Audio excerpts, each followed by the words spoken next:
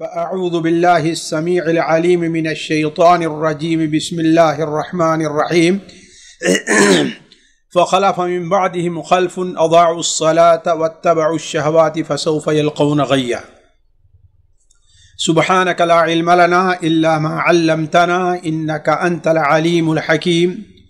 رب اشرح لي صدري ويسر لي أمري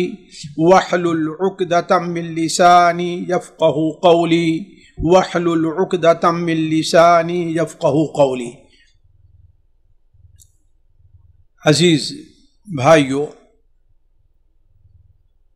نماز کی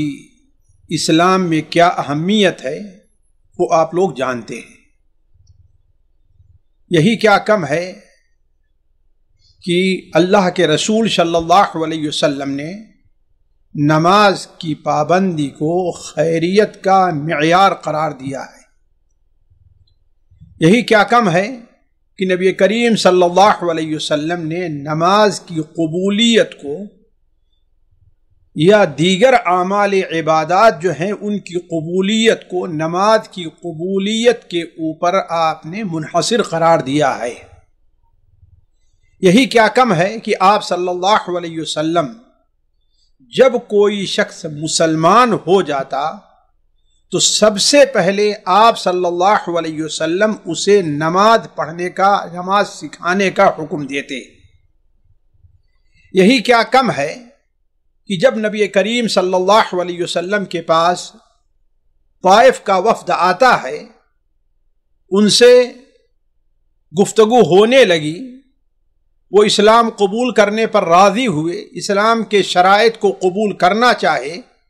البتہ ان لوگوں نے کچھ شرطیں رکھی کہ ہم مسلمان نہیں ہوں گے، ہم مسلمان تو ہو جاتے ہیں لیکن یہ کام نہیں کریں گے۔ ان کی پہلی شرط یہ تھی کہ ان کے بابا کا جو مزار تھا، جو اللات کا بت خانہ تھا، اسے انہوں نے یہ سوال کیا کہ اسے ڈھایا نہ جائے۔ دوسرا یہ کہ وہ لوگ نماز نہ پڑھیں۔ تیسرا یہ کہ وہ لوگ زکوٰۃ نہ دیں۔ چوتھی بات یہ کہ وہ لوگ جہاد پر نہیں جائیں گے۔ آپ صلی اللہ علیہ وسلم نے وقتی طور پر ان کی بعض شرطیں تو قبول کر لی، لیکن آپ صلی اللہ علیہ وسلم نے ان کی دو شرط نہیں مانی۔ ایک تو یہ کہ شرک کا جو اڈا ہے اسے آپ نے ایک دن بھی باقی رکھنے پر آپ راضی نہیں ہوئے، حتیٰ کہ انہوں نے کہا کہ ہم اپنے ہاتھ سے اس کو نہیں ڈھائیں گے، تو آپ نے کہا کہ کوئی بات نہیں، اسے ڈھانے کے لیے ہم اپنے ساتھیوں کو بھیجیں گے۔ اسی طرح انہوں نے نماز سے متعلق جب سوال کیا تو آپ صلی اللہ علیہ وسلم نے ارشاد فرمایا کہ لا خیر فی دین لیس فیہ رکوع ولا سجود۔ اس دین میں کوئی خیر نہیں ہے جس دین میں رکوع اور سجدہ نہ ہو۔ اس طریقے سے آپ لوگ برابر یہ سنتے اور دیکھتے آئے ہیں، علماء سے یہ باتیں آپ کو معلوم ہوتی رہی ہیں کہ نماز کی بڑی اہمیت ہے۔ دیکھیے، نماز کی قبولیت کے لیے علماء نے 3 اصول رکھے ہیں کہ اگر 3 اصول پائے جائیں گے تو کسی کی نماز قبول ہوگی۔ پہلا اصل یہ ہے کہ کچھ خارجی امور، نماز سے جو خارجی چیزیں ہیں ان کا اہتمام کیا جائے اور وہ ضروری ہیں۔ جیسے مثال کے طور پر نماز کے لیے طہارت ضروری ہے، نماز کے لیے ستر عورت ضروری ہے، نماز کے لیے استقبال قبلہ ضروری ہے، نماز کے لیے فرض نماز ہے تو اس نماز کا وقت ہونا داخل ہونا ضروری ہے۔ ایسی چیزیں ہیں، تو یہ چیزیں اصل نماز سے خارج ہیں لیکن نماز کی قبولیت کے لیے اساسی چیزیں ہیں۔ اس لیے کہ اگر کوئی شخص ظہر کی نماز سورج ڈھلنے سے اگر آدھے منٹ پہلے بھی شروع کرتا ہے تو اس کی نماز منعقد نہیں ہوگی، چاہے جتنی لمبی نماز پڑھے وہ۔ اسی طریقے سے اگر کوئی استطاعت کے باوجود اپنی شرمگاہ کو نہیں ڈھانکتا ہے تو اس کی نماز نہیں ہوگی. اگر کوئی شخص استطاعت کے باوجود، پانی موجود ہے، استطاعت ہے، وضو کی ضرورت ہے، وضو نہیں کرتا ہے تو اس کی نماز نہیں ہوگی. اور دوسری چیز یہ ہے کہ نماز کے جو داخلی اصول ہیں ان میں دو چیزیں ہیں. کچھ چیزیں تو باطنی ہیں جو انسان دیکھتا نہیں ہے، نماز کی قبولیت کے لیے وہ بھی ضروری ہیں. مثال کے طور پر انسان کی نیت جو ہو وہ اللہ کے لیے نماز پڑھنی ہے. انسان اپنی نماز میں خشوع اور خضوع کو مد نظر رکھے. اسی لیے دیکھیے سورہ المؤمنون میں جہاں کامیاب مؤمنین کے لیے شرائط بیان کی گئی ہیں، ان میں سے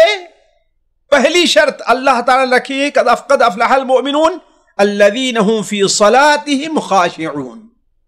جو اپنی نماز میں خشوع اختیار کرنے والے ہیں. اور دوسری چیز داخلی اصول میں یہ ہے کہ نماز کے جو اعمال ہیں، قیام ہے، رکوع ہے، سجود ہے، یہ بعین ہی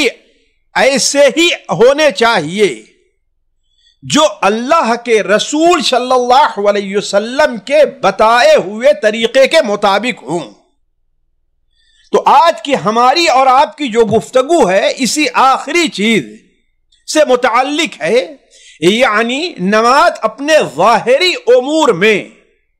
ظاہری چیزوں میں ان کا ویسے اہتمام کیا جائے جیسا کہ ہمیں اللہ کے رسول صلی اللہ علیہ وسلم نے سکھایا ہے. یہی وجہ ہے کہ ہمارے نبی صلی اللہ علیہ وسلم نماز سکھانے کا خصوصی اہتمام کرتے تھے اور آپ بڑے حریص ہوا کرتے تھے. چنانچہ حضرت مالک ابن حویرث جو مدینہ منورہ کے باہر سے اپنے چند ساتھیوں کے ساتھ آپ صلی اللہ علیہ وسلم کی خدمت میں حاضر ہوئے دین کی باتیں سیکھنے کے لیے، اور جب واپس جانے لگے تو آپ صلی اللہ علیہ وسلم نے ان سے کیا کہا تھا؟ وَصَلُّوا كَمَا رَأَيْتُمُونِي أُصَلِّي. یہ صحیح بخاری شریف میں یہ حدیث ہے. وَصَلُّوا كَمَا رَأَيْتُمُونِي أُصَلِّي، دیکھو تم اسی طریقے سے نماز پڑھو جس طرح مجھے نماز پڑھتے دیکھا ہے. اور جب نماز کا وقت ہو جائے، نماز کا وقت ہونے سے پہلے نہیں، ہو جائے تو تم میں کا کوئی شخص اذان دے اور تم میں جو بڑا ہے وہ تمہاری امامت کرے. اسی طریقے سے اس کی اہمیت، یعنی جو ظاہری اعمال ہیں اس کی اہمیت کے پیش نظر جب آپ صلی اللہ علیہ وسلم کا منبر بن کر کے تیار ہوا، جیسا کہ صحیح بخاری اور مسلم میں حضرت انس بن مالک کی روایت ہے، تو آپ صلی اللہ علیہ وسلم نماز پڑھانے جب کھڑے ہوئے تو منبر پر کھڑے ہوئے. منبر ہی کے اوپر آپ نے اللہ اکبر کہا،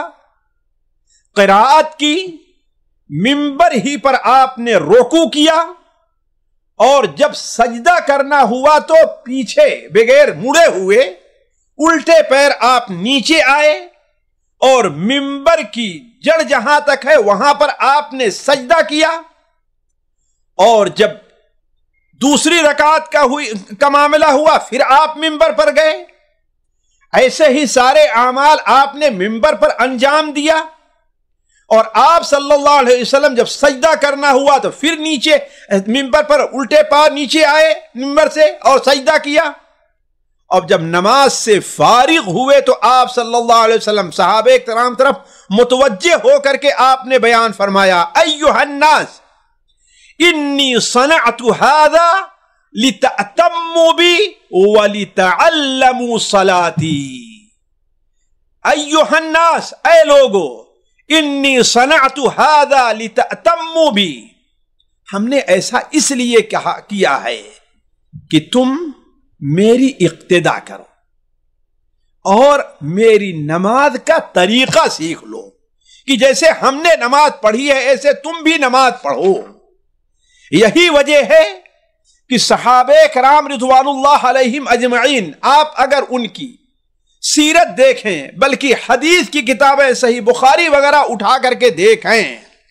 تو وہ لوگ آپ صلی اللہ علیہ وسلم کے بعد اس کا بڑا خصوصی اہتمام کیا کرتے تھے. بلکہ خود آپ صلی اللہ علیہ وسلم لوگوں کی نماز کی نگرانی فرمایا کرتے تھے، اور اسی طریقے پر آپ کے بعد صحابہ کرام بھی چلے ہیں، جیسا کہ بعض شواہد آگے آئیں گے. آپ کس طرح نگرانی فرماتے تھے؟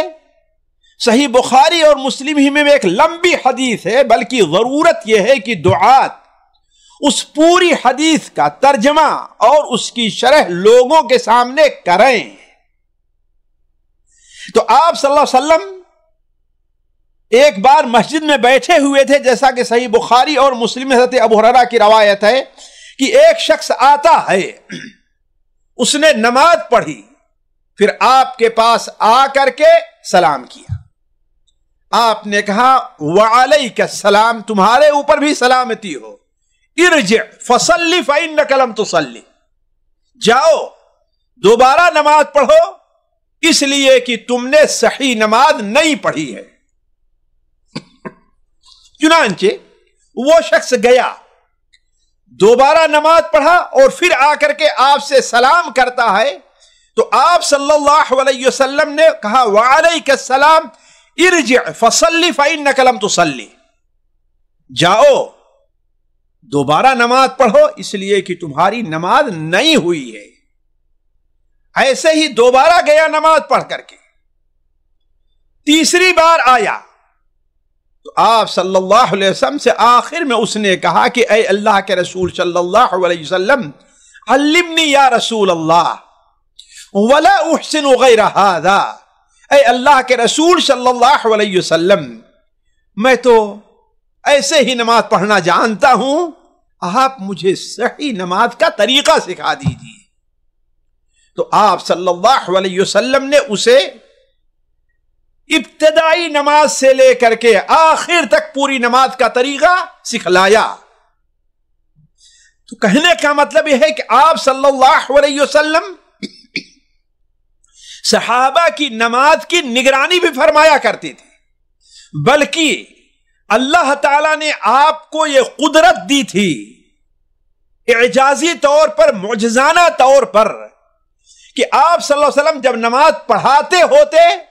تو صحابہ کرام کا رکوع اور سجدہ آپ صلی اللہ علیہ وسلم سے مخفی نہ ہوتا، بلکہ آپ نے بتایا کہ میں تمہیں پیچھے سے بھی دیکھتا ہوں کہ کس طرح تم نماز پڑھ رہے ہو. یہ کس لیے تھا؟ تاکہ لوگوں کی نماز جو قیامت کے دن لوگوں کی نجات کی بنیاد ہے، جس بنیاد پر لوگوں کے اعمال کا حساب لیا جائے گا، جیسا کہ سنن ابو داؤد وغیرہ میں حضرت ابو ہریرہ کی روایت ہے کہ سب سے پہلے قیامت دن نماز کا حساب ہوگا. اگر فرائض میں کچھ کمی ہے تو اسے سنن نوافل سے پورا کیا جائے گا.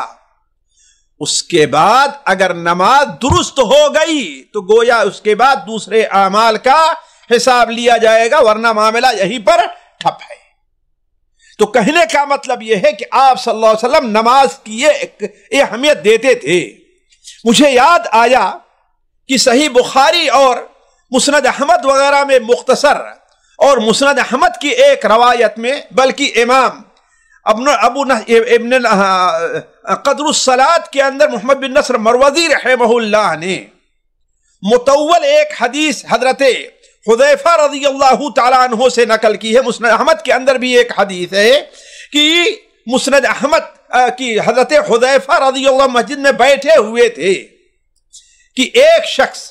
مسجد میں داخل ہوا اور کھڑا ہو کر کے نماز پڑھنے لگا، لیکن اپنی نماز میں رکوع اور سجدے کو پوری طرح سے ادا نہیں کیا، جیسا کہ آج ہم میں سے بہت سے لوگوں کی نمازیں ہوتی ہیں. تو جب نماز سے فارغ ہوا تو صحابی رسول حضرت حذیفہ رضی اللہ تعالیٰ عنہ اس سے کہتے ہیں منذ کم هذه صلاتک، یہ تیری نماز کب سے ہے؟ کتنے دن سے تو ایسے نماز پڑھ رہا ہے؟ اس نے کہا منذ 40 سنہ، میں 40 سال سے ایسی ہی نماز پڑھ رہا ہوں۔ تو حضرت حذیفہ نے کہا کہ ما صلیت منذ 40 سنہ، یہ سمجھو کہ تم نے 40 سال سے کوئی نماز نہیں پڑھی، اور اگر تیرا انتقال اسی حال میں ہو جائے، اس حال میں ہو کہ تو ایسی ہی نماز پڑھ رہا ہے،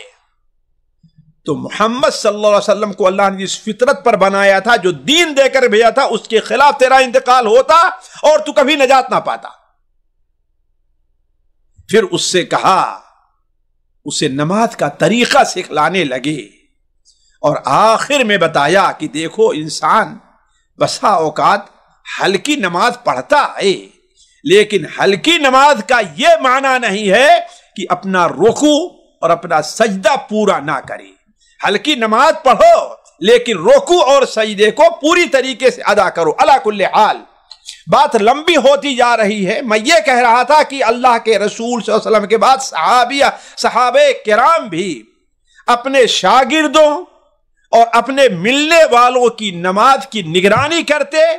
اور انہیں نماز کا طریقہ، نماز نبوی کا طریقہ سکھلاتے، جیسا کہ آگے اس کے بعد شواہد آپ کے سامنے آئیں گے۔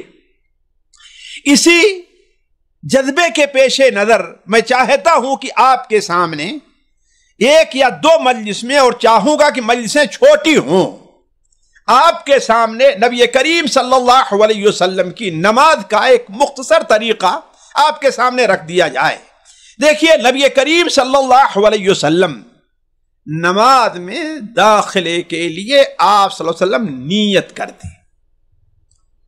اور آپ فرمایا کرتے تھے کہ انما الاعمال بالنیات،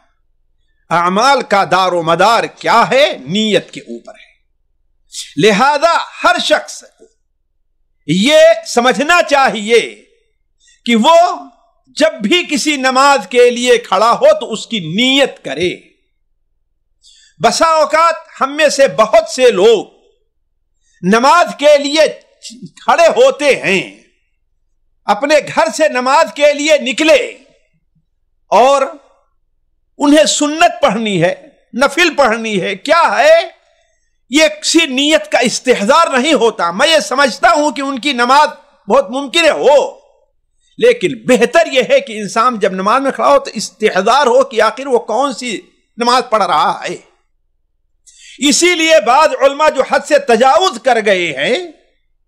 ان کے سامنے یہی جذبہ رہا ہے کہ زبان سے نیت کرے، جو ایک غلط کام ہے، جو صحیح کام نہیں ہے، اس لیے کہ غلطی کی اصلاح غلطی سے نہیں کی جاتی، نیت اصل دل کے ارادے کا نام ہے۔ تو انسان نیت کرے جیسا کہ اللہ کے رسول صلی اللہ علیہ وسلم کا عمل رہا ہے، پھر اس کے بعد قبلہ رخ ہو۔ آپ صلی اللہ علیہ وسلم نماز کے لیے کھڑے ہوتے تو قبلہ رخ ہوتے، اور آپ لوگوں کو اس کا حکم بھی دیتے، جیسا کہ وہ صحابی جنہیں نماز کا طریقہ نہیں آتا تھا، آپ صلی اللہ علیہ وسلم نے ان سے کہا اذا قمت الى الصلاة فاسبغ الوضوء ثم استقبل القبلة فکبر۔ جب تو نماز کے لیے کھڑا ہو تو نماز کا ارادہ کرے تو اچھی طریقے سے وضو کرو، اور وضو کرنے کے بعد قبلہ کی رخ ہو کر کے اللہ اکبر کہو۔ آپ صلی اللہ علیہ وسلم قبلے کے بارے میں لوگوں کو بڑی تعلیم بھی دیا کرتے تھے اور اچھی تعلیم دیتے تھے، بلکہ آپ صلی اللہ علیہ وسلم نے لوگوں کی آسانی کے لیے جو لوگ دور رہتے ہیں اور ان کے لیے عین قبلہ کا استقبال ممکن نہیں ہے، تو آپ صلی اللہ علیہ وسلم نے ان کے لیے، جیسا کہ سنن ترمذی اور سنن ابن ماجہ وغیرہ میں حضرت ابو ہریرہ کی روایت ہے، آپ نے فرمایا ما بین المشرق والمغرب قبلہ، اس لیے کہ مدینہ منورہ سے جنوب کی جانب مکہ مکرمہ ہے، تو آپ نے بیان فرمایا کہ مشرق اور مغرب کے درمیان قبلہ ہے، جیسا کہ ہمارے اور آپ کے یہاں یہ کہا جائے گا ما بین الشمال والجنوب قبلہ، شمال اور جنوب کے درمیان میں، اس لیے کہ ہمارے یہاں سے قبلہ مغرب کی سمت پڑتا ہے۔ تو کہنے کا مطلب یہ ہے کہ آپ صلی اللہ علیہ وسلم جب نماز کا ارادہ فرماتے تو نیت کر کے آپ قبلے کی طرف ہوتے اور پھر اللہ اکبر کہہ کر اپنی نماز کی ابتدا فرماتے، اور آپ صلی اللہ علیہ وسلم فرمایا کرتے تھے کہ تحریمھا التکبیر و تحلیلھا التسلیم،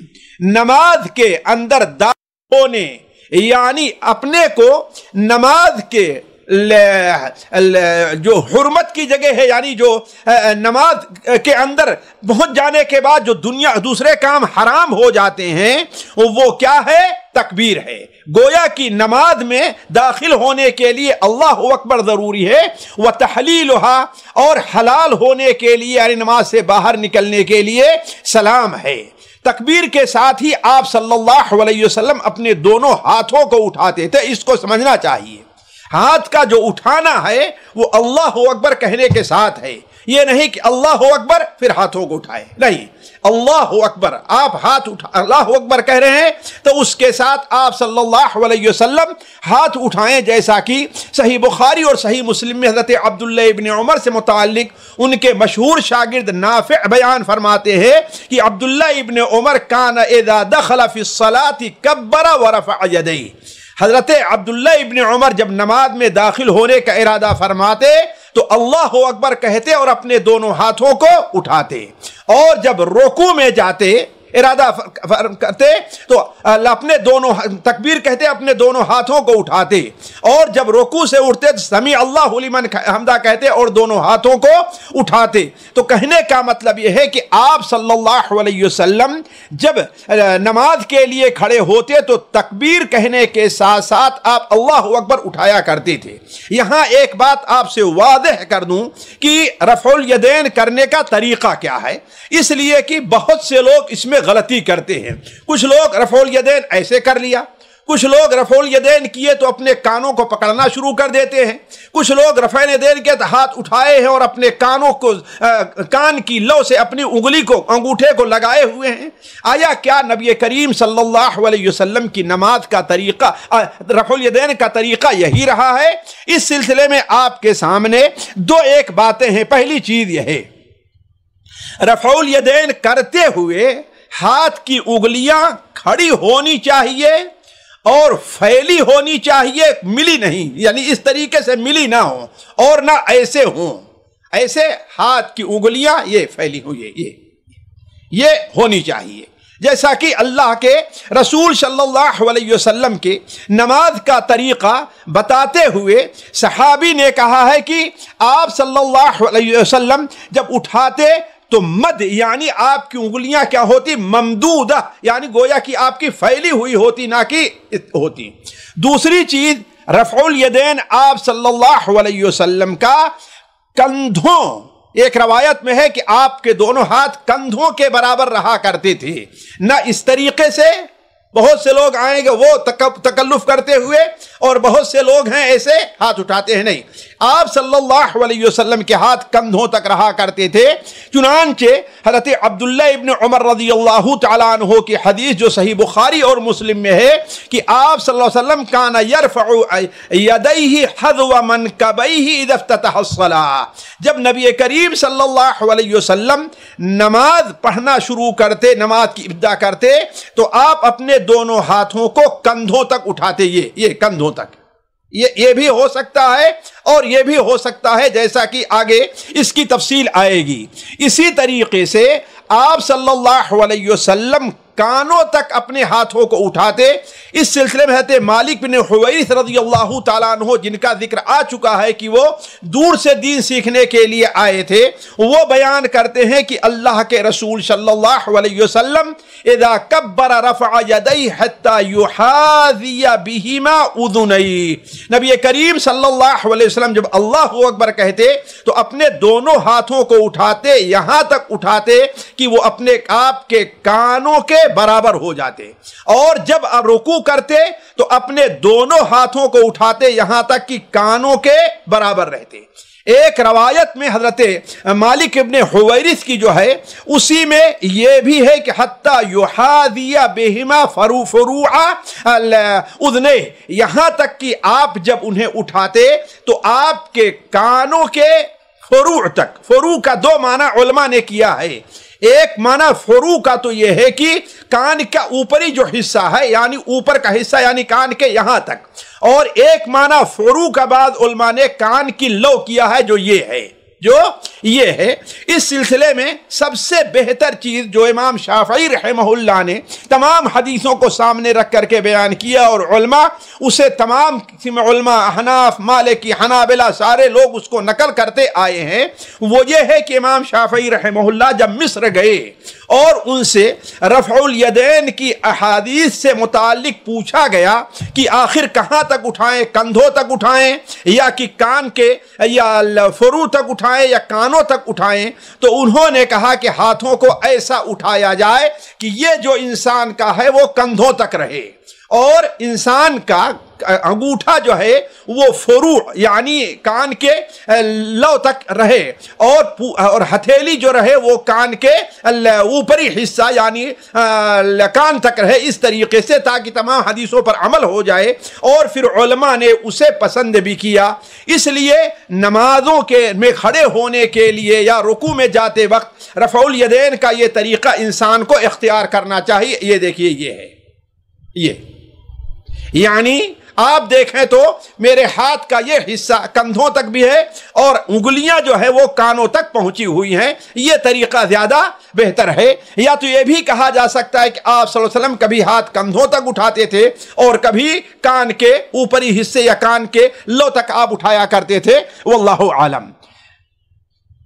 یہاں پر ایک بات اور کہہ دوں کہ یہی اتنی چیزیں ہیں جو نبی کریم صلی اللہ علیہ وسلم اور صحابہ سے نماز کی ابتدا میں ثابت ہے جو ہم نے کیا، یعنی نیت کرنا، وہ بھی دل سے نیت کرنا، پھر اللہ اکبر کہنا، اور اس کے بعد اپنے ہاتھوں کو اٹھانا۔ یہاں پر لوگوں سے دو غلطی ہوتی ہے جس کی وضاحت میں آپ کے سامنے کر دوں۔ ایک وضاحت یہ ہے کہ لوگ جو نماز کے لیے کھڑے ہوتے ہیں وہ یہ سمجھتے ہیں کہ وہ انگوٹھے سے اپنے کان کی لو کو چھوئیں اور کچھ دیر تک لگائے رکھتے ہیں۔ یہ ایسی چیز ہے جس سلسلے میں نہ کوئی صحیح حدیث ہے، نہ کوئی ضعیف حدیث وارد ہے، نہ کسی صحابی کا قول ہے، نہ کسی تابعی کا قول ہے، نہ کسی امام کا قول ہے، بلکہ متقدمین احناف کے یہاں 500 سال تک یہ چیز نہیں پائی جاتی تھی۔ سب سے پہلے جس نے اس چیز کا ذکر کیا ہے وہ قاضی خاں ہیں، جو 5ویں اگر مجھ سے بھول نہیں ہے تو 5ویں صدی ہجری کے ہیں۔ اس کے بعد سے احناف کے اندر یہ چیز چل پڑی ہے اور اپنی کتابوں میں بعد لکھتے آئے ہیں اور بعد نے اس کی تردید کی ہے۔ تو یہ تو پہلی چیز یہ ہے کہ اپنے انگوٹھے کو جو کان سے لگایا جاتا ہے اس کی شریعت میں اور حدیث میں کوئی اس کی دلیل نہیں پائی جاتی، اس لیے اس سے پرہیز کرنے کی ضرورت ہے۔ اس لیے کہ اگر یہ چیز شریعت میں ہوتی تو اللہ کے رسول صلی اللہ علیہ وسلم یا صحابہ کرام کے یہاں یہ چیز ضرور موجود ہوتی۔ ایک بات یہاں پر واضح کر دوں، ہو سکتا ہے کوئی آپ سے یہ کہے، اس لیے کہ سنن ابو داؤد کے اندر ایک روایت ہے حضرت وائل ابن حجر جو آپ صلی اللہ علیہ وسلم کے آخری ایام میں، جیسا کہ اس کا ذکر آئے گا، وہ اسلام قبول کیے تھے اور آپ نے آنے سے پہلے یہ یمن کے علاقے کے رہنے والے تھے، آپ نے ان کی تعریف بھی کی تھی۔ انہوں نے بھی نبی صلی اللہ علیہ وسلم کی نماز کا طریقہ بڑی تفصیل سے بیان کیا، جیسا کہ حدیثوں کے اندر پایا جاتا ہے۔ ان سے مروی ایک حدیث جو سنن ابو داؤد میں ہے، آپ صلی اللہ علیہ وسلم کے بارے میں بیان فرماتے ہیں کہ آپ صلی اللہ علیہ وسلم نماز کے لیے کھڑے ہوئے، رفع یدیہ حتی کانتا بحیال منکبی، آپ نے اپنے ہاتھوں کو اٹھایا یہاں تک کہ آپ کی دونوں ہاتھ آپ کے کندھے کے برابر ہوئے، وحاذا بإبہامیہ اذنیہ، اور آپ کے دونوں انگوٹھے آپ کے دونوں کانوں اذنے کان کے برابر ہوئے۔ اولاً تو یہ حدیث ضعیف ہے،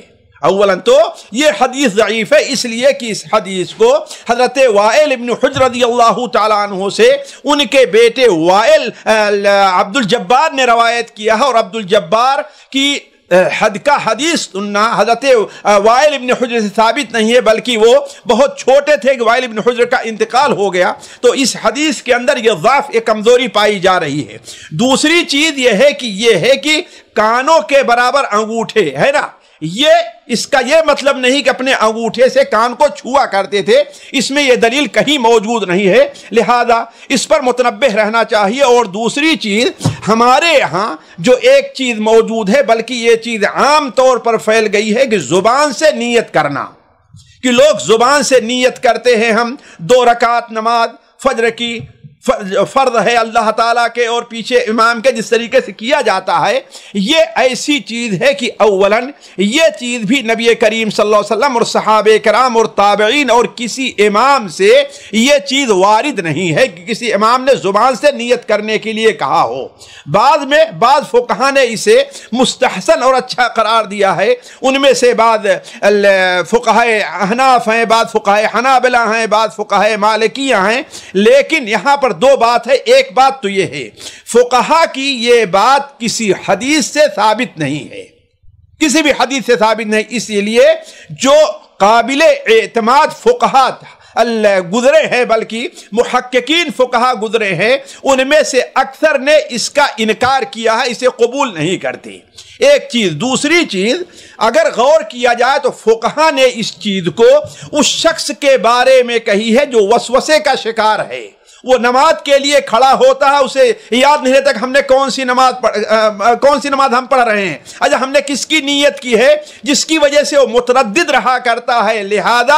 ایسے شخص کے وسوسے کو دور کرنے کے لیے اس سے کہا کہ تم اپنی نماز کی نیت زبان سے کر لیا کرو۔ تو اس کہنے کا مطلب یہ ہے کہ فقہاء نے بھی اس کو عام نہیں رکھا ہے۔ تو اس چیز کو سمجھنا چاہیے کہ ہمارے یہاں جو یہ چیزیں 2 چیزیں پائی جاتی ہیں وہ قطعاً حدیث کے خلاف ہیں۔